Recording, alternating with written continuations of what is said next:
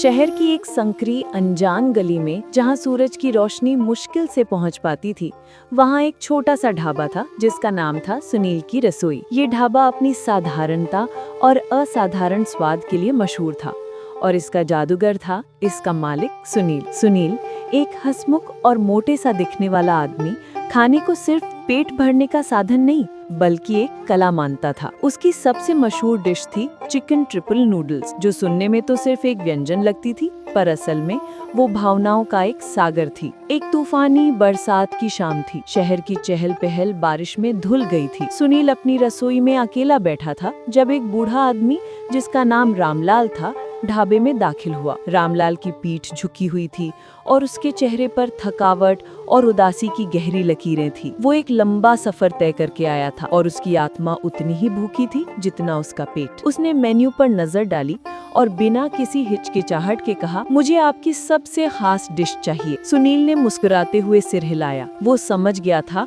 कि रामलाल सिर्फ पेट भरने नहीं बल्कि कुछ और तलाशने आया था। सुनील ने अपना काम शुरू किया। उसने एक एक करके 3 तरह के नूडल्स निकाले। एक तो सादे हल्के उबाले हुए नूडल्स, दूसरे लाल मिर्च के पेस्ट में लिपटे हुए मसालेदार नूडल्स और तीसरे कुरकुरे तले हुए नूडल्स जो मुंह में जाते ही क्रंच की आवाज करते। फिर उसने चिकन के 3 टुकड़े लिए। एक को तलकर सुनहरा किया, दूसरे को धीमी आंच पर भूनकर उसकी सुगंध निकाली और तीसरे को गाढ़ी स्वादिष्ट ग्रेवी में पकाया। जब सारी चीजें तैयार हो गईं, तो सुनील ने उन सबको एक बड़े बर्तन में मिलाना शुरू किया। हर मिश्रण के साथ वो रामलाल से बातें करने लगा। ये सादे नूडल्स हैं जो जिंदगी की सादगी को दर्शाते हैं। ये मसालेदार नूडल्स हैं जो जिंदगी के उतार चढ़ाव और संघर्षों की तरह हैं। और ये कुरकुरे नूडल्स हैं जो हमारे द्वारा पाए गए छोटे छोटे सुखों की तरह हैं, उसने कहा। और ये चिकन, ये तीनों रूपों में हमारे अनुभवों को दर्शाता है। बचपन की मासूमियत, जवानी की ऊर्जा और बुढ़ापे की शांति। जब प्लेट रामलाल के सामने रखी गई तो उसकी सुगंध ने उसकी आत्मा को झकझोर दिया। उसने पहला निवाला लिया। उसकी आंखें बंद हो गईं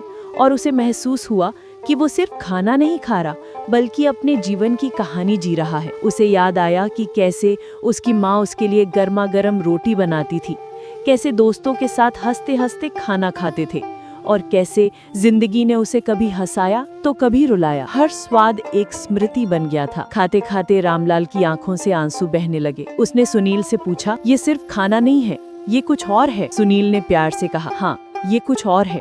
इसमें मैंने एक और सामग्री मिलाई है, प्यार। क्योंकि जब आप खाने में प्यार मिलाते हैं तो वो सिर्फ पेट भरने का काम नहीं करता बल्कि आत्मा को सुकून देता है। रामलाल ने मुस्कुराते हुए पूरी प्लेट खत्म कर दी। उसके चेहरे पर अब उदासी नहीं बल्कि एक अजीब सी शांति थी। उसने सुनील को एक लंबी गहरी मुस्कान दी और अपने रास्ते चला गया। सुनील भी मुस्कुराया।